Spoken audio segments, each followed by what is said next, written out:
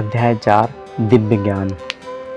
भगवान कृष्ण ने कहा, मैं इस अमर योग विद्या का उपदेश सूर्य विश्वान को दिया था और विश्वासवान ने मनुष्यों के पिता मनु को उपदेश दिया और मनु ने इसका उद्देश्य इक्ष्वाकु वंश को दिया था। यहाँ पर हमें भगवद गीता का इतिहास प्राप्त होता है। यह अत्यंत प्राचीन बताया गया है, जब इसे सूर्यलोक इत्यादि संपूर्ण लोगों के राजा को प्रदान किया गया था। समस्त लोगों के राजा विशेष रूप से निवासियों की रक्षा के निमित्त होते हैं, अतः राजन्य वर्ग को भगवद गीता की विद्या को समझना चाहिए, जिससे कि वह नागरिकों पर शासन कर सके और उन्हें काम रूपी बहुबंधन से बचा सके। मानव जीवन का उद्देश्य भगवान के साथ अपने शाश्वत संबंध के आध्यात्मिक ज्ञान का विकास है और सारे राज्य तथा समस्त लोगों के शासन अध्यक्षों को चाहिए कि शिक्षा, संस्कृति तथा भक्ति द्वारा नागरिकों को यह पाठ पढ़ाएं। दूसरे शब्दों में सारे राज्य के शासन अध्यक्ष भगवान कृष्ण भावनामृत विद्वान का प्रचार करने के लिए होते हैं, जिससे कि जनता इस महाविद्या का लाभ उठा सके और मनुष्य जीवन के अवसर का लाभ उठाते हुए सफल मार्ग का अनुसरण कर सके। इस मानवांतर में सूर्यदेव विश्वासन को कहलाता है, यानी सूर्य का राजा, जो सौरमंडल के अंतर्गत समस्त ग्रहों का उद्गम है। ब्रह्म संहिता में कहा गया है, ब्रह्मा जी ने कहा, मैं उन श्री भगवान गोविंद की पूजा करता हूँ जो आदि पुरुष हैं और जिनके आदेश से समस्त लोगों का राजा सूर्य प्रभु शक्ति तथा उष्मा धारण करता है। भगवान सूर्य भगवान के नेत्र तुल्य हैं और यह उनकी आज्ञा अनुसार अपनी कक्षा को तय करता रहता है।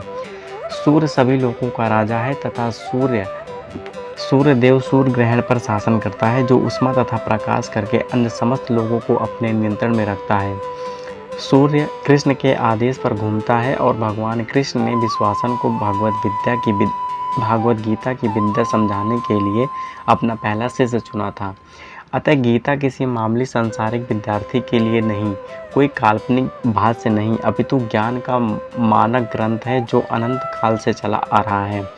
महाभारत में हमें गीता का इतिहास इस रूप में प्राप्त होता है।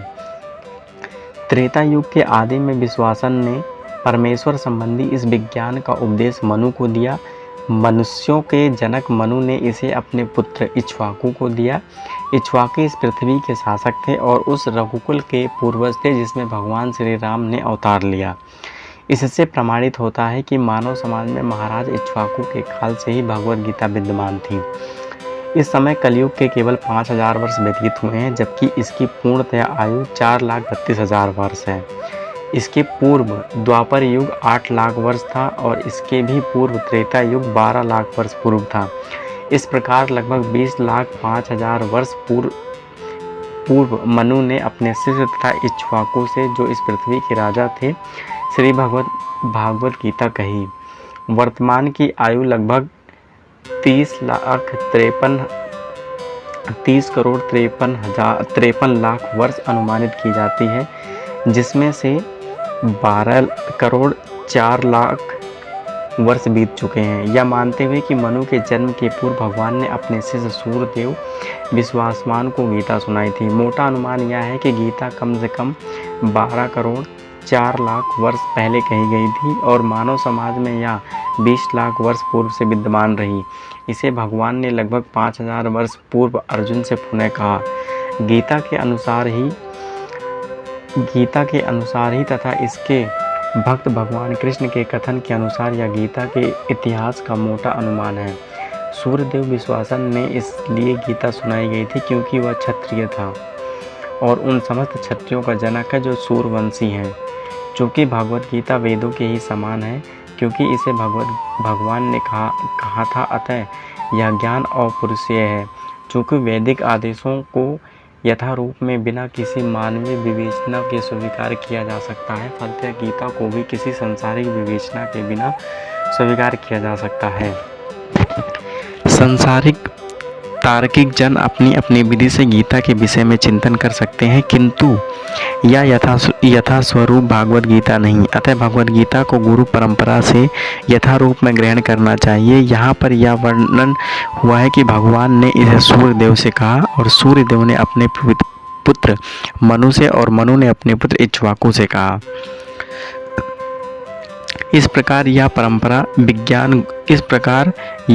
विज्ञान गुरु परंपरा द्वारा प्राप्त किया गया और राजर्षियों ने इसी विधि से इसे समझा, किंतु कालक्रम में यह परंपरा छिन्न हो गई, अतः यह विज्ञान यथा रूप में लुप्त हो गया लगता है। यहाँ स्पष्ट है कि गीता विशेष रूप से राजर्षियों के लिए थी, क्योंकि वे इसका उपयोग प्रजा के ऊपर शासन करने के लिए करते थे। निश्चय ही भागवत गीता कभी भी असुरी पुरुषों के लिए नहीं थी,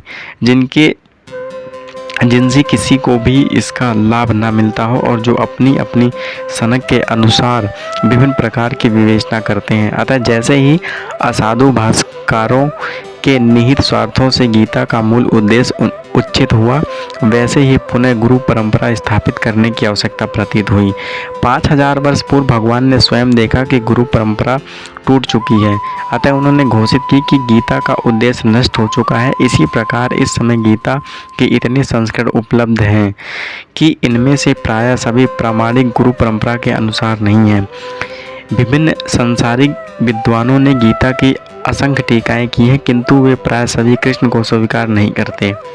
यद्यपि वे कृष्ण के नाम पर अच्छा व्यापार चलाते हैं, यह असुर प्रवृत्ति है, क्योंकि असुरगण ईश्वर में विश्वास नहीं करते, वे केवल परमेश्वर के गुणों का लाभ उठाते हैं। एतएव अंग्रेजी में गीता के एक संस्करण की नितांत आवश्यकता थी, जो परंपरा से प्राप्त हो। प्रस्तुत प्रयास इसी आवश्यकता की पूर्ति के उद्देश्य से किया गया है। भागवत गीता यथारूप मानवता के लिए महान वरदान है, किंतु यदि इसे मानसिक चिंतन समझा जाए तो यह समझकर आप अव्यय होगा। आज मेरे द्वारा वही या प्राचीन योग यानी परमेश्वर के साथ अपने संबंध का विज्ञान तुमसे कहा जा रहा है, क्योंकि तुम मेरे भक्त तथा मित्र हो, अतः तुम इस विज्ञान के दिव्य रहस्य को समझ सकते हो।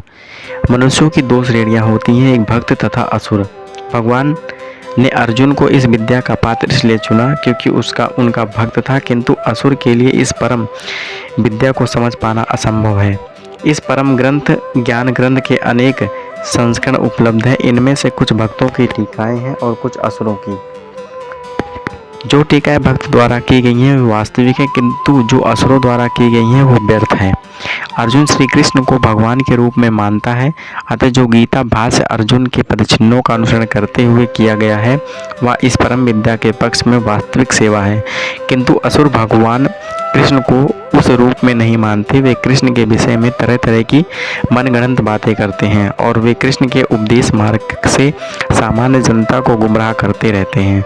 ऐसे कुकर्मों से बचने के लिए यह एक चेतावनी है। मनुष्य को चाहिए कि अर्जुन की परंपरा का अनुसरण करे और भगवत गीता के इस महान परम विज्ञान से लाभान्वित हो। अर्जुन ने कहा, सूर्यदेव विश्वासन आपसे पहले हो चुके हैं, तो फिर मैं कैसे समझूं कि प्रारंभ में भी आपने उन्हें इस विद्या का उपदेश दिया था। जब अर्जुन भगवान का माना हुआ भक्त है तो फिर उसे कृष्ण के वचनों पर विश्वास क्यों नहीं हो रहा था।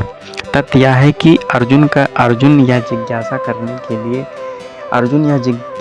अपने लिए नहीं कर रहा है, अब तो वह जिज्ञासा उन सबों के लिए कर रहा है भगवान में विश्वास नहीं करते हैं, अथवा उन असुरों के लिए है जिन्हें यह विचार पसंद नहीं है कि कृष्ण को भगवान माना जाए, क्योंकि उन्हीं के लिए ही अर्जुन यह बात इस तरह पूछ रहा है मानो वह स्वयं भगवान कृष्ण से अवगत ना हो, जैसे कि 10वें अध्याय में स्पष्ट हो जाएगा।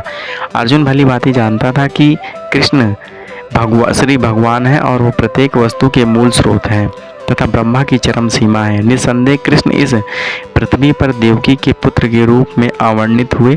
सामान्य व्यक्ति के लिए यह समझ पाना अत्यंत कठिन है कि कृष्ण किस प्रकार उसी शाश्वत आदि पुरुष श्री भगवान के रूप में बने रहें। अतः इस बात को स्पष्ट करने के लिए अर्जुन ने कृष्ण से यह प्रश्न पूछा, जिससे वे ही प्रामाणिक रूप में बताए। कृष्ण परम प्रमाण है। यह तत्व आज ही नहीं अनंत काल से सारे विश्व द्वारा स्वीकार किया जा रहा है। केवल असुर ही इसे अस्वीकार करते हैं। जो भी हो, चूँकि कृष्ण सर्व स्वीकृत परम प्रमाण है, अतः अर्जुन उन्हीं से प्रश्न करता है जिससे कृष्ण स्वयं बताएं और असुर तथा उनके अनुयायी जिस बात की अपने लिए तोड़ मड़ोड़ करके उन्हें प्रस्तुत करते हैं उससे बचा जा सके। यह प्रत्येक व्यक्ति के लिए आवश्यक है कि अपने कल्याण के लिए अपने कल्याण के लिए या कृष्ण विद्या को जानें। अतः जब कृष्ण स्वयं अपने विषय में बोल रहे हैं तो यह सारे विश्व के लिए शुभ है। कृष्ण द्वारा की गई ऐसी व्याख्याएं असुरों को भले ही विचित्र लगें, क्योंकि वे अपने ही दृष्टिकोण से कृष्ण का अध्ययन करते हैं, किंतु जो भक्त हैं वे साक्षात कृष्ण द्वारा उच्चारित वचनों का हृदय से स्वागत करते हैं। भक्तगण कृष्ण के ऐसे प्रामाणिक वचनों की सदा पूजा करेंगे, क्योंकि वे लोग उनके विषय में अधिकाधिक जानने के लिए उत्सुक रहते हैं। इस तरह नास्तिकगण जो कृष्ण को समान व्यक्ति मानते हैं, वे भी कृष्ण को अति मानव, सच्चिदानंद विग्रह, दिव्य, त्रिपुरातीत तथा दिक्काल के प्रभाव से परे समझ सकेंगे। अर्जुन की कोटि के श्री कृष्ण भक्त को कभी भी श्री कृष्ण के दिव्य स्वरूप के विषय में कोई भ्रम नहीं हो सकता। अर्जुन द्वारा भगवान के समक्ष ऐसा प्रश्न उपस्थित करने का उद्देश्य उन व्यक्तियों की नास्तिकतावादी प्रवृत्ति को चुनौती देना था, जो कृष्ण को भौतिक प्राकृतिक के गुणों के अधीन एक समान व्यक्ति मानते हैं। श्री भगवान ने कहा, तुम्हारे तथा मेरे अनेकानेक जन्म हो चुके हैं, मुझे तो उन सबका स्मरण है, किंतु हे परम तप, तुम्हें उनका स्मरण नहीं रह सकता।